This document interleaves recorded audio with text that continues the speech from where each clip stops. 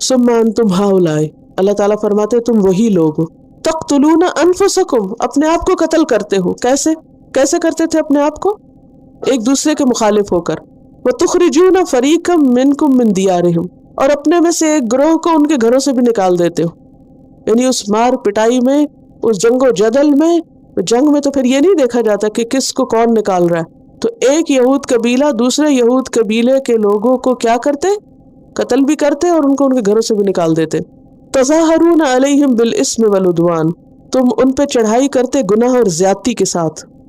وَإِن يَأْتُوكُمْ أُسَارَىٰ، اور جب وہ قیدی بن کے تمہارے پاس آتے، تُفَادُوهُمْ، تو تم ان کو فدیہ دے کے چھڑاتے.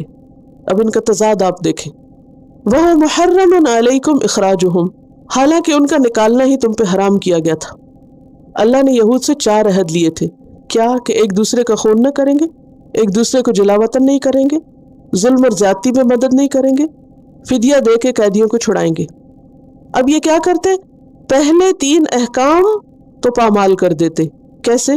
خون بھی کرتے، ظلم زیادتی بھی کرتے، جلا وطن بھی کرتے، لیکن آخری حکم جو تھا اس کی پابندی کرتے. اور وہ کیا تھا؟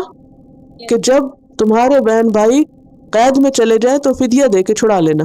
اب ہوتا کیا، ان جگ و جدل میں جب وہ قیدی بن جاتے کچھ لوگ، تو پھر تورات کا حوالہ دے کے مذہبی لیڈرز ان کے چندوں کی اپیل کرتے کہ ہمارے اتنے بھائی فلاں جگہ پر قید ہیں، لہٰذا ان کے لیے فدیہ جمع کرو اور ان کو چھڑاؤ. اب یہ کنٹرڈکشن دیکھیں، وجہ کیا تھی اس تضاد کی؟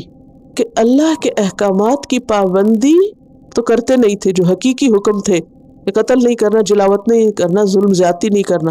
لیکن جو نمائشی قسم کے مذہبی کام تھے، چندے جمع کر کے اور یہ بتانا کہ ہم بہت خیر خواہ ہیں اور ہمارے دل میں بہت ہمدردی ہے اور ہم قیدیوں کے لیے بہت رحم دل ہیں اور ان کے لیے ہم چندہ جمع کر رہے ہیں اور ہم ان کو اب چھڑا رہے ہیں.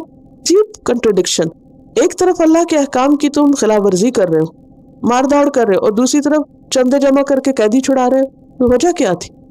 وجہ یہ تھی کہ جس کام میں ان کی نمائش ہوتی اور ان کو بڑی شہرت ملتی، اس کام کو تو بڑی خوشی سے کرتے، لیکن اول درجے میں جہاں اللہ کے حکم کی پابندی مطلوب تھی اس کو کرتے نہیں تھے. تو اس پر اللہ سبحانہ وتعالیٰ نے فرمایا کہ تم قتل بھی کرتے ہو، جلا وطن بھی کرتے ہو، ظلم اور زیادتی بھی کرتے ہو. وَإِن يَأْتُوكُمْ أُسَارَىٰ، ہاں اگر قیدی ہو کے آ جائیں تو پھر تم فدیہ دے کے چھڑا دیتے. وَهُوَ مُحَرَّمٌ عَلَيْكُمْ إِخْرَاجُهُمْ، حالانکہ ان کا تو نکالنا ہی حرام تھا. أَفَتُؤْمِنُونَ بِبَعْضِ الْكِتَابِ، کیا تم کتاب کے بعض حصے کو مانتے ہو؟ وَتَكْفُرُونَ بِبَعْضٍ، اور بعض کا کفر کرتے ہو. کس کو مانتے تھے؟ آخری حکم کو، فدیہ دینے. اور کفر کس کا کرتے؟ 3 احکامات کا. 3 احکام تو مانتے نہیں، ایک مان لیتے ہو. تو اس کا نتیجہ کیا ہے؟ فَمَا جَزَاءُ مَن يَفْعَلُ ذَلِكَ مِنكُمْ، کیا بدلہ ہو سکتا ہے اس کا جو تم میں سے ایسا کرے کہ کچھ بات مانے اور کچھ نہ مانے. إِلَّا خِزْيٌ فِي الْحَيَاةِ الدُّنْيَا، سوائے اس کے کہ اسے دنیا میں بھی ذلت اور رسوائی کا سامنا ہو. وَيَوْمَ الْقِيَامَةِ، اور قیامت کے دن بھی کیا ہوگا؟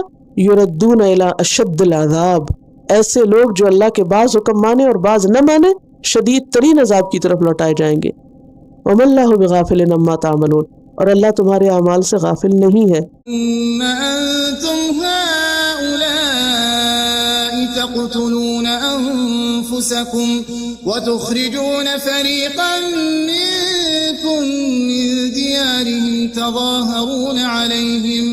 تظاهرون عليهم بالإثم والعدوان وإن يأتوكم أسارى تفادوهم وهو محرم عليكم إخراجهم أفتؤمنون ببعض الكتاب وتكفرون ببعض فما جزاء من يفعل ذلك منكم إلا خزي في الحياة الدنيا ويوم القيامة يردون إلى أشد العذاب وما الله بغافل